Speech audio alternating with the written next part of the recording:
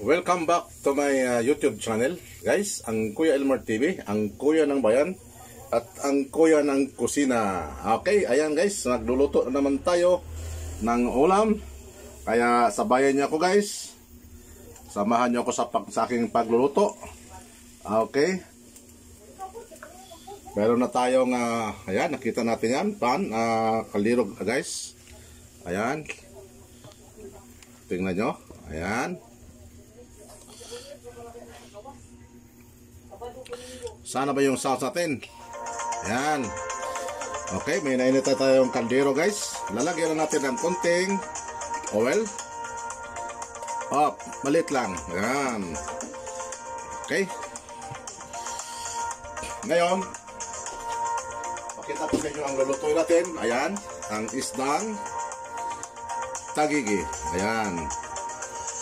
Tapos, ang mga sahog natin guys ay ito. Ayan, mainit na. Ilalagay na natin ang ano natin. Sobrang init. Ilalagay natin ang apoy. Ayan.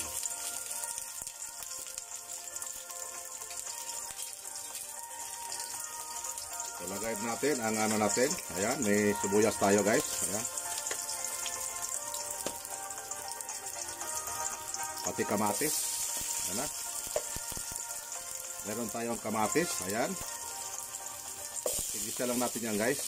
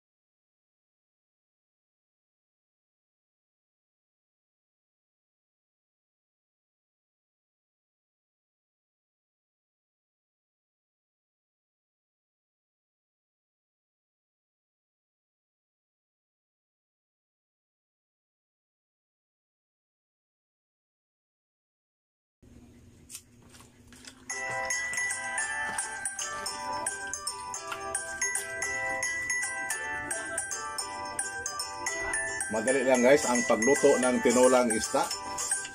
Kahit anong klaseng isda guys, pero ang isda na lulutuin ko ngayon, itong malasugi. Ayan. Ayan. Ang luto ni Kuya Elmer, hindi pang restaurant, kundi pang pamilya. Ayan.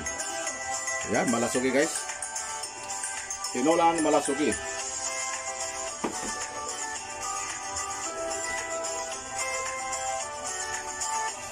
Okay. Timplahan natin ng asin. Tamang asin. Yan. Para timplado na yan lahat. At itong condiment susunin natin. Ayan. Para halo na sa sabaw lahat yan, guys. Okay. Buksan muna natin ng lakihan.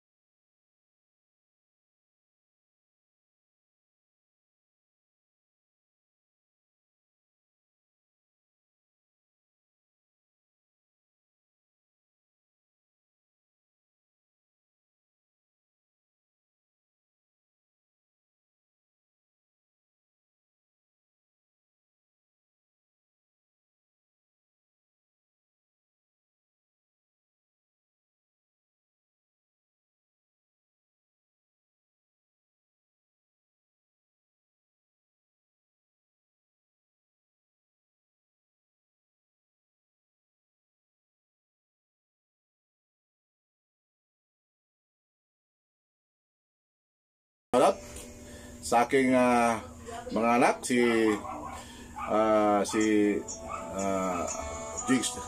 Jiglitz, okay, si Angel, at yung pinakabunso ko, kumusta? Magbabalik na sa trabaho, okay? Ingat kayo dyan.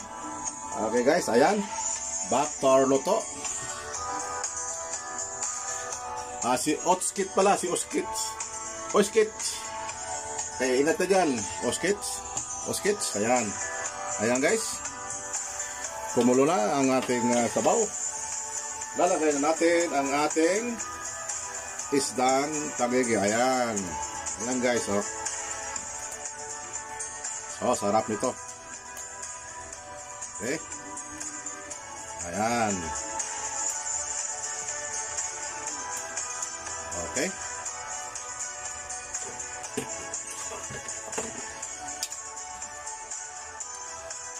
Sinulang isdang tangigi, ayan, in Kuya Elmer version. Okay, tatakpan na naman natin uli hanggang 3 to 5 minutes para maluto yung isda natin. At isusunod natin yung gulay na alobate.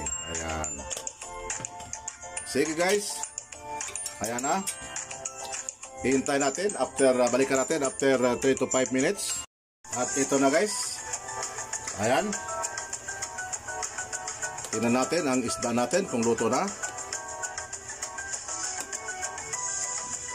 Okay, lutong-luto na guys. Ayan. Ilalagay na natin ang ating alubati with sibuyas dahon. Ayan. Onion. Ayan.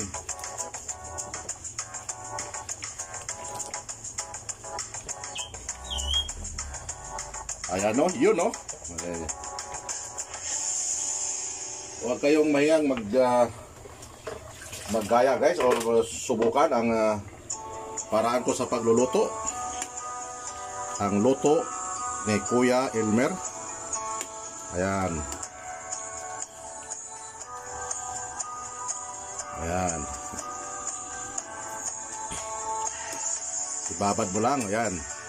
Pilubog mo lang sa sabaw para huwag mo masyadong halukayin para di mapino, no? Di mapino yung isda. Buo pa rin siya sa isang sa hiwa niya, ayan. Ayan lang guys.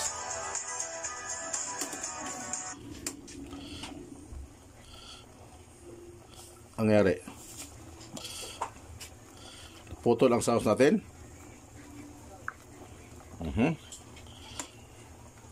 Loading. Di bale.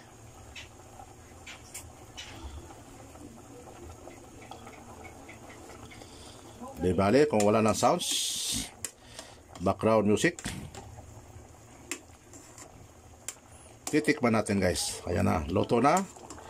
Luto na ang gulay natin. Titikman natin.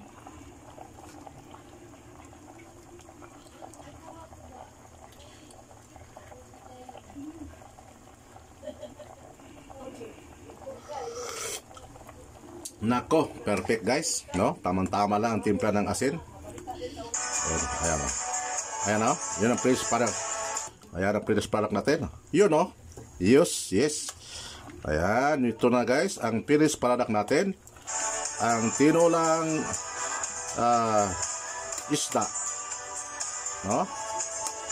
Ang tinulang isda ni Kuya Elmer. Pang pamilya. Masarap na masustansya pa. Okay, ayan guys.